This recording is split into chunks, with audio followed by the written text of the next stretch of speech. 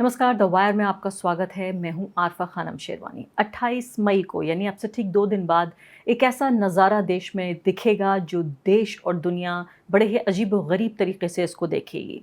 भारत में जो नई संसद है उसका उद्घाटन हो रहा है। उद्घाटन राष्ट्रपति नहीं करेंगी बल्कि प्रधानमंत्री खुद करेंगे और ये उद्घाटन हो रहा है वीडी सावरकर, जिन्हें हिंदुत्व का पितामह कहा जाता है, उनके सालगिरह यानी उनके जन्मदिन के मौके पर। विपक्ष ने पूरे तरीके से अपने तेवर सख्त कर लिए हैं। उनका ये कहना है कि राष्ट्रपति का अपमान है, भारत के लोकतंत्र और संविधान का अपमान है, क्योंकि सबसे बड़े संवैधानिक पद पे बैठा हुआ व्यक्ति, देश का राष्ट्रपति ही इसका उद्घाटन कर सकता है। यहाँ हैरानी की बात यह है कि नरेंद्र मोदी को देखा जाए तो ढोल भी उनका है, बजा भी वो खुद रहे हैं, गा भी वो खुद रहे हैं, नाच भी वो रहे हैं, और ये पूरा जो कार्यक्रम है ये भी उनका ही है। विपक्ष की 19 पार्टियों ने इसका बॉयकॉट किया है कि वो इसमें कार्यक्रम में हिस्सा नहीं लेंगे। ये बेहद हैरानी की बात है कि लोकतंत्र का मंदिर कही जाने वाला संसद, उस का जो एक बड़ा कार्यक्रम यहाँ होने जा रहा है, नई संसद बनी है, उसके उद्घाटन के मौके पर इस तरह का माहौल तैयार कर दिया गया है जहां विपक्ष जाने को तैयार नहीं है। प्रधानमंत्री 3 देशों के दौरे से वापस लौट आए हैं और जाहिर है अब ये इस तरह का नई जो चुनौती है वो उनका इंतजार करे। ऐसा नहीं लगता कि प्रधानमंत्री पहले इन्होंने कभी अपने कदम नहीं खींचे कि वो अपने कदम खींचेंगे, लेकिन साफ तौर पर ये पूरा जो कार्यक्रम है, जिसको सेंट्रल विस्टा प्रोजेक्ट जो है प्रधानमंत्री का, उसको पहले ही कई तरह के जो आलोचनाएं हैं उनका शिकार होना पड़ा है। इसको एक फजूल खर्ची का प्रोजेक्ट कहा गया ऐसे वक्त में जबकि बाकायदा देश पूरी तरीके से कोविड से जूझ रहा था। उसी तीन साल के दौरान ये 20,000 करोड़ का प्रोजेक्ट तैयार हुआ है बनकर।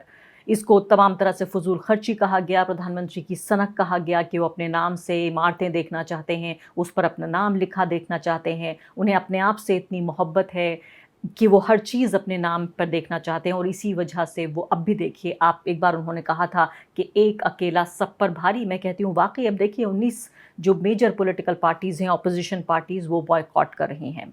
तो इस पूरा जो सेंट्रल विस्टा प्रोजेक्ट है शुरू से ही वो एक तरह की आलोचनाओं के और विवादों के घेरे में रहा है। विपक्ष की अब आगे क्या रणनीति है, किस तरह से इस मुद्दे को देखना चाहता है, क्या वो इस मौके को राजनीति के तौर पर इस्तेमाल कर रहा है, एक लामबंद हो रहा है। 2024 के लोकसभा चुनाव से पहले 1 साल का भी वक्त बाकी नहीं है। इन तमाम मुद्दों पर चर्चा के लिए हमारे साथ आरजेडी के राज्यसभा सांसद प्रोफेसर डॉक्टर मनोज झा इस वक्त मौजूद है। मनोज झा जी, क्या रणनीति है आखिर विपक्ष की? आप क्यों इतने महत्वपूर्ण दिन बॉयकॉट करना चाहते हैं संसद का? संसद अलग चीज है, प्रधानमंत्री अलग चीज है, आप संसद का बॉयकॉट क्यों करना चाहते हैं? आरफा जी, अगर इस तरह के बयानों पर टिप्पणी दूं और इस तरह के बयानों को गंभीरता से लूं, तो सबसे बड़ी दिक्कत यह है कि इसका मतलब कि जिस मुद्दे को हमने माननीय प्रधानमंत्री जी के समक्ष पूरी गंभीरता से संविधान के दायरे में लोकतंत्र की रवायतों के अनुरूप लाने की चेष्टा की थी, इसका मतलब उस चेष्टा को संजीदगी से हमारे भाजपा के मित्र या उनकी कैबिनेट के मंत्रीगण समझ नहीं पा रहे हैं। अरफा जी, छोटी सी बात है, ज्यादा इसमें रॉकेट साइंस का ज्ञान नहीं चाहिए। आप संसद को क्या देखते हैं? एक इमारत या एक ऐसा स्पेस जहां डेमोक्रेसी, आइडिया ऑफ डेमोक्रेसी पुष्पित पल्लवित होती है, जहां कमोबेश उतार चढ़ाव के हमने जिंदा लोगों के सरोकार को कायम रखने की चेष्टा की है। गाये बगाए जैसे बीते 8-9 वर्षों में कई बार झटके लगे, उसी तरह जैसे इमरजेंसी में एक बार झटका लगा, लेकिन कमोबेश ये परंपराएं कायम रही हैं। प्रधानमंत्री जी का इस इमारत को लेकर के हमारा बनाने का विरोध भी था, क्योंकि देखिए कोविड के दौरान जब पूरा देश छत विच्छत था, मानस छत विच्छत था, इकोनॉमी छत विच्छत थी, तब प्रधानमंत्री जी ने ये निर्णय लिया। ये किसी से पूछ के नहीं लिया, प्रधानमंत्री जी ने हमेशा अपने मन की करते हैं। उसके बाद जब ये पूरा हुआ तो चलिए आपने एक बिल्डिंग बनाई, लेकिन इस बिल्डिंग को आप उस तरह से नहीं ले सकते हैं कि आपकी पार्टी का हेडक्वार्टर एक नया बना है। इस बिल्डिंग को संसद कहते हैं और संसद को आर्टिकल 79 के तहत साफ साफ लफ्जों में, I wish to read out, साफ साफ लफ्जों में कहते हैं, there shall be a parliament for the union which shall consist of the president and 2 houses to be known respectively as council of states and the house of the people। इसमें प्रधानमंत्री जी का जिक्र नहीं है। प्रधानमंत्री जी एक सदन के नेता होते हैं।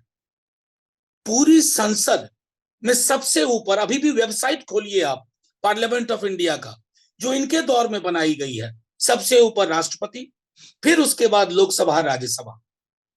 आप इन रवायतों का अगर उल्लंघन करते हैं तो जाहिर तौर पर ये लोकतंत्र की संवेदनाओं के अनुरूप नहीं है। हमारे बारे में दुनिया में मैसेज अच्छा नहीं दे रहा है। दुनिया के किसी भी मुल्क में जो डेमोक्रेसी को मोनार्की से अलग है, वहां पे इस बात की चेष्टा होती है कि एग्जीक्यूटिव कंट्रोल ऑफ लेजिस्लेचर को मिनिमाइज किया जाए या खत्म किया जाए।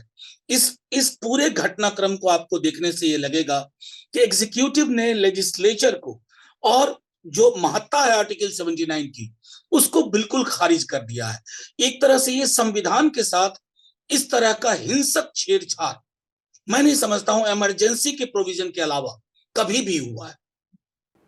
लेकिन इसमें मुझे वो बात याद आती है जबकि करण थापर से बातचीत करते हुए सत्यपाल मलिक ये कह रहे थे कि राष्ट्रपति से मिलने के लिए भी पीएमओ के जरिए होकर गुजरने जाना पड़ता है। अब जाहिर है उनके पास कोई सबूत तो नहीं था इस बात का, लेकिन राष्ट्रपति के कद को इतना छोटा कर देना, जिसका आपने अभी लंबे अपने जवाब में उदाहरण भी दिया है, सीधे तौर पर ये पता चलता है कि नरेंद्र मोदी इतिहास में सिर्फ और सिर्फ अपना ही नाम दर्ज कराना चाहते हैं। लेकिन गुजरात के मुख्यमंत्री का बयान आया है, वो ये कह रहे हैं कि देखिए पार्लियामेंट की बिल्डिंग के इनॉग्रेशन को बॉयकॉट करके देश का अपमान किया है ऑपोजिशन ने। देखिए कमाल की बात है। मैं तो समझता हूं कि देश और देश के प्रधानमंत्री, मैं सदन के अंदर भी बोल चुका हूं कि एक चीज नहीं होते हैं। अगर मैं अपने देश से मोहब्बत करता हूं, जो कि मैं, आप जैसे करोड़ों हिंदुस्तानी मोहब्बत करते हैं, लेकिन हमारी मोहब्बत किसी प्रधानमंत्री या मुख्यमंत्री की कस्टडी में नहीं हो सकती है। हमारी मोहब्बत मुल्क के लिए, चूंकि मुल्क के लिए मोहब्बत है, इसलिए हम रवायतों को खारिज होता हुआ देख करके चिंतित होते हैं। कई लोग अल्ल बल्ल बयान दे रहे हैं अलग अलग तरह के। असम के चीफ मिनिस्टर ने कह दिया कि क्या राम मंदिर पे, अरे राम मंदिर वो पर्सनल डोमेन की चीज है, व्यक्तिगत आस्था की। वो मेरी संसद नहीं है साहब। राम मंदिर आर्टिकल 79 से निर्धारित नहीं होता है, लेकिन मेरी संसद आर्टिकल 79 से निर्धारित होती है। मैं जानता हूं कि प्रधानमंत्री जी के अंदर मैं, मेरा, मुझको बहुत प्रबल है, वो उससे आगे नहीं सोचते हैं। लेकिन क्या विपक्ष में होने के नाते हम ये अपना अधिकार खो दें कि प्रधानमंत्री जी से आग्रह करें कि प्रधानमंत्री जी, कल को आप प्रधानमंत्री नहीं होइएगा, परसों नहीं होइएगा, लेकिन ये जो परंपराएं आप छत विछत नष्ट कर रहे हैं, इन परंपराओं को इतिहास दर्ज करेगा, और वो इतिहास मैं समझता हूं कि बहुत निष्ठुर होएगा। प्रधानमंत्री राम मंदिर बनवा रहे हैं, प्रधानमंत्री अब पार्लियामेंट बनवा रहे हैं, प्रधानमंत्री सेंटर विस्टा का पूरा एक तरह से नए सिरे से उसको एक नया चेहरा दे रहे हैं। प्रधानमंत्री ने ही आर्टिकल 370 कश्मीर से हटा दिया, भारत में उसको मिला लिया। प्रधानमंत्री अलग अलग देशों के जो प्रताड़ित हिंदू समाज के लोग हैं या गैर मुस्लिम समाजों के जो लोग हैं उनको बुला रहे हैं। प्रधानमंत्री मुस्लिम महिलाओं को इंसाफ दे रहे हैं। इन सब के बीच तमाम हेडलाइंस को ऐसा लगता है प्रधानमंत्री ने इतना गंभीरता से ले लिया कि उन्हें लगता है कि अब वो अकेले ही व्यक्ति देश चला रहे हैं। ऑस्ट्रेलिया में एक तरह से एक टिप्पणी उन्होंने की, मैं आपसे समझना चाहती हूँ कि क्या ये टिप्पणी विपक्ष के लिए की गई है। उन्होंने कहा कि देखिए न सिर्फ के मौजूदा प्रधानमंत्री मौजूद थे ऑस्ट्रेलिया में, बल्कि उसमें जो पूर्व प्रधानमंत्री थे वो भी मौजूद थे नरेंद्र मोदी का सम्मान करने के लिए। और साथ साथ उन्होंने कहा ऑपोजिशन पार्टी के भी सांसद मौजूद थे, रूलिंग पार्टी के अलावा। All of them took part in the community event. यानी उन्होंने कहा कि तमाम जो प्रधानमंत्री का वहाँ रॉक स्टार के तौर पे जो सम्मान किया गया, जो उनका स्वागत किया गया, उनमें वो तमाम लोग मौजूद थे। क्या ये टिप्पणी अपने देश के विपक्ष पर थी? देखिए आरफा जी, अगर हमारे देश के विपक्ष पर थी, हम लोगों पर थी, तो मैं तो आज कहूंगा हमारे उपराष्ट्रपति जी भी एक बार दुखी हो गए थे जब राहुल जी ने कुछ बातें कही थी विदेश में जाकर के डेमोक्रेसी को लेकर के। और हर देश के इंटरनेशनल फोरम पे जब आप बात करते हैं, हम लोग भी जब एक डेलीगेशन में यूके गए थे, तो वैश्विक डेमोक्रेसी के साथ इंडियन डेमोक्रेसी के बीच जो विसंगतियां हैं उसकी हमने चर्चा की थी। तो प्रधानमंत्री जी एक अलग तरह का व्याकरण करते हैं कि कोई टिप्पणी उनके दौर की कर दे बाहर तो वो देशद्रोही है, लेकिन वो बहुत बड़े देशभक्त हैं। अगर देश के बारे में बाहर जाके कहें कि 70 वर्षों तक कुछ नहीं हुआ, 70 वर्षों के बाद मेरा अवतरण हुआ, और मेरे अवतरण होते ही पीछे का अंधेरा खत्म हो गया, और मुझे मेरे हटते ही आगे फिर अंधेरा आ जाएगा, तो ये वही व्यक्ति कह सकते हैं जो आत्ममुग्धता से सराबोर हैं, जिनके लिए मैंने पहले कहा ना, मैं, मेरा, मुझको। आपको दो चीजें मैं गंभीरता पूर्वक कहूं कि ये हटा दिया, वो हटा दिया। अभी एक बहुत क्रूशियल डेवलपमेंट हुआ, G20 की एक बैठक श्रीनगर में हो रही है। चाइना समेत कई अन्य मुल्कों ने, इजिप्ट वगैरह, सऊदी ने कहा कि हम यहां, उन्होंने टिप्पणी की कि हम इस टेरिटरी में होने का विरोध करते हैं मीटिंग का। आपने एक बयान देखा क्या अपने देश की तरफ से? एक बयान, एक ऑफिशियल रिएक्शन। आप पीछे की सरकारों को कमजोर कहते थे ना, अगर पहले ये चर्चा होती थी, पहले ये चर्चा होती थी तो तुरंत एक रिएक्शन आता था, please don't meddle with our internal affair. आज आप इतना भी नहीं कह सकते। अभी आज प्रधानमंत्री जी दिल्ली आकर के बोल रहे हैं, मैं आंख में आंख मिलाकर बात करता हूं। साहब, चाइना के बॉर्डर की आपके लोग भी कह रहे हैं, रक्षा मंत्री जी ने चिंता व्यक्त की है, हमने आपकी जुबान से चाइना शब्द सुनना बंद कर दिया है।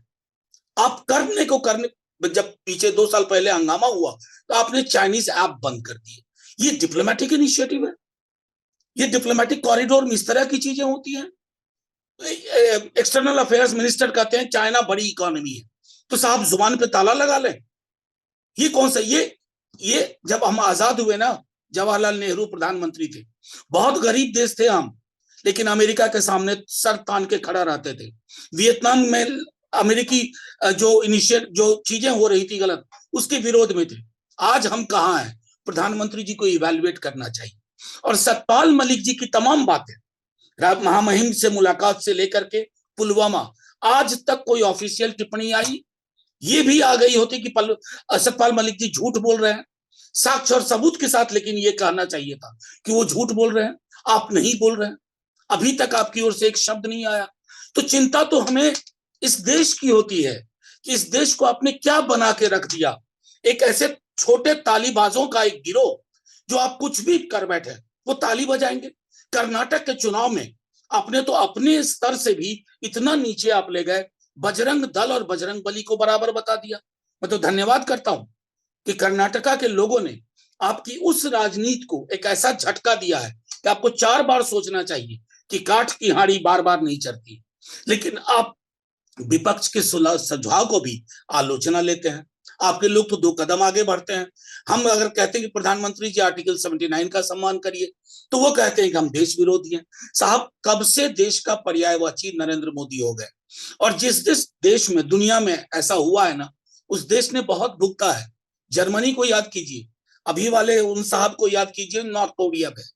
ये देश और देश के मुखिया, प्रधानमंत्री एक नहीं होते हैं, कभी नहीं होना चाहिए। डॉक्टर मनोज झा, मेरा जो अगला सवाल है इसके दो हिस्से हैं। एक तो यह है कि जो मंत्रीगण अपने, हरदीप पुरी जी हैं, उन्होंने ये कहा है कि पहले भी ऐसा हो चुका है इंदिरा गांधी और राजीव गांधी दोनों के मामले में, कि पार्लियामेंट का एक हिस्सा उसे इनॉग्रेट किया गया था, लाइब्रेरी की बिल्डिंग इनॉग्रेट की गई थी, उन दोनों को खुद इन प्रधानमंत्रियों ने कर दिया था। दूसरी महत्वपूर्ण बात यह है कि आरोप ये लग रहा है कि विपक्ष ये तय नहीं कर पा रहा है कि वो किस बात से नाराज है, उसकी असहमति किस बात से है। इस बात से है कि सावरकर की सालगिरह के मौके पर इसको इनॉग्रेट किया जा रहा है, या राष्ट्रपति मुर्मू को नहीं बनाया जा रहा है, बुलाया जा रहा है, या उनके जरिए इनॉग्रेट नहीं किया जा रहा है, या फिर आपको सिर्फ इस बात से भी समस्या है कि भाई नरेंद्र मोदी को इस बात का श्रेय क्यों मिल जाए कि एक नई पार्लियामेंट बन गई है अब?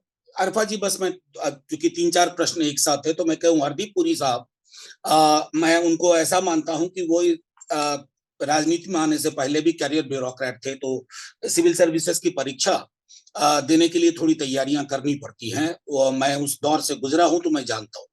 उनको ये पता होना चाहिए कि पार्लियामेंट की एनेक्सी और पार्लियामेंट की लाइब्रेरी पार्लियामेंट नहीं होती है। क्योंकि पार्लियामेंट की एनेक्सी के लिए आर्टिकल 79 नहीं है, लाइब्रेरी के लिए आर्टिकल 79 नहीं है। आर्टिकल 79 है the idea of parliament, number 1। अगर ये फर्क नहीं समझ में उनको आ रहा है, तो मैं तो उनको वापस कह सकता हूं कि आप फिर से कोई कोचिंग इंस्टीट्यूट ज्वाइन कीजिए, बाजीराव खान स्टडी सर्कल, वहां जाकर के। नंबर 1। नंबर 2, सावरकर के जन्मदिन के दिन, जिसे मैं बहुत, मतलब मैं समझता हूं कि अगर सरकार कॉन्शियसली ये कर रही है, तो वो अपने पैर पर भी कुल्हाड़ी मार रहे हैं। मैं तो इतना ही कहूंगा प्रधानमंत्री जी को, अगर सावरकर के जन्मदिन को आपने इसके उद्घाटन के लिए चुना है, तो आप दुनिया के किसी प्लेटफॉर्म पे कह दीजिए कि मैं सावरकर वाले देश से आ रहा हूं। क्यों कहना पड़ता है मैं गांधी के देश से आ रहा हूं? क्यों कहना पड़ता है मैं बुद्ध के देश से आ रहा हूं?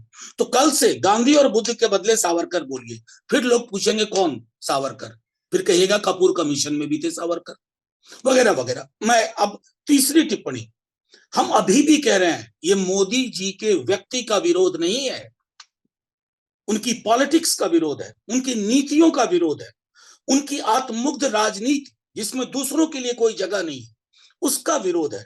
और ये विरोध देश के हित में है, देश के हक में है।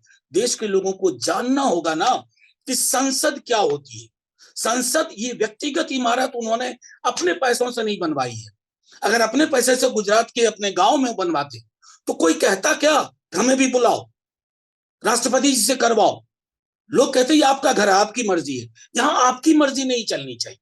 अगर आपकी मर्जी चल रही है ना, यानी लोकतंत्र नाम की संस्था रुग्ण हो गई है। और इसकी बीमारी के लिए भाजपा के लोगों को भी सोचना पड़ेगा, क्योंकि उन्हें भी ये सोचना है आफ्टर मोदी व्हाट। अब यहाँ पर आखिरी सवाल ये आ रहा है, आखिरी 2 सवाल मेरे जल्दी से पूछ लेती हूँ। एक सवाल तो ये है कि चलिए मान लेते हैं कि उद्घाटन के मौके पर विपक्ष इसका बॉयकॉट कर रहा है। अपने आप में बड़ी हैरानी की बात है कि प्रधानमंत्री, ढोल भी उनका होगा, बजाएंगे भी वो खुद ही, नाचेंगे भी खुद ही, गाएंगे भी खुद ही, आनंदित भी वही होंगे, मनोरंजित भी वही होंगे, ऑपोजिशन के नेता वहाँ पे मौजूद नहीं होंगे। लेकिन उसके बाद तो आप लोग जाएंगे ना, संसद का तो बॉयकॉट नहीं करेंगे, इनॉग्रेशन का बॉयकॉट होगा, तो इसमें फर्क कहाँ हो गया? नहीं, फर्क है आरफा जी।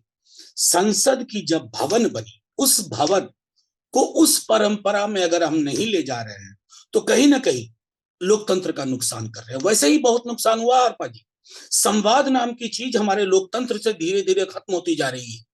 पक्ष और विपक्ष के बीच में, खास करके सत्ता पक्ष जिस जुबान का इस्तेमाल करता है, क्या आप ये कहेंगे कि विपक्ष के दल हैं वो देशद्रोही हैं? अगर आप ऐसा कह रहे हैं ना, तो आपको कितनी समझ है इस देश की, इसके इतिहास की। नंबर 1, हम जरूर जाएंगे नए संसद में, लेकिन उस संसद में पहला सवाल यही पूछेंगे कि प्रधानमंत्री जी ये क्यों कर बैठे आप? क्या आप इतिहास को अपनी शक्ल दिखा पाइएगा? आजकल वालों को तो कोई दिक्कत नहीं। आपके सवाल से संबंधित एक ट्वीट एक मैंने बड़े पत्रकार का देखा कि आप संसद ही जाना छोड़ दीजिए। यही तो मोदी जी चाहते हैं, विपक्ष मुक्त लोकतंत्र। पहले कांग्रेस से शुरू हुई थी बात, अब उनको विपक्ष मुक्त चाहिए। असल में वो एक ऐसे इकोसिस्टम में रहते हैं, उनको अपनी आवाज से मोहब्बत है। और हमारे साथ जब हम लोग पढ़ते थे, कहते थे to love someone else is important, to love many is very important, but to love oneself 24/7 is a disease that has to be taken care of, if not clinically, very carefully with a set of people.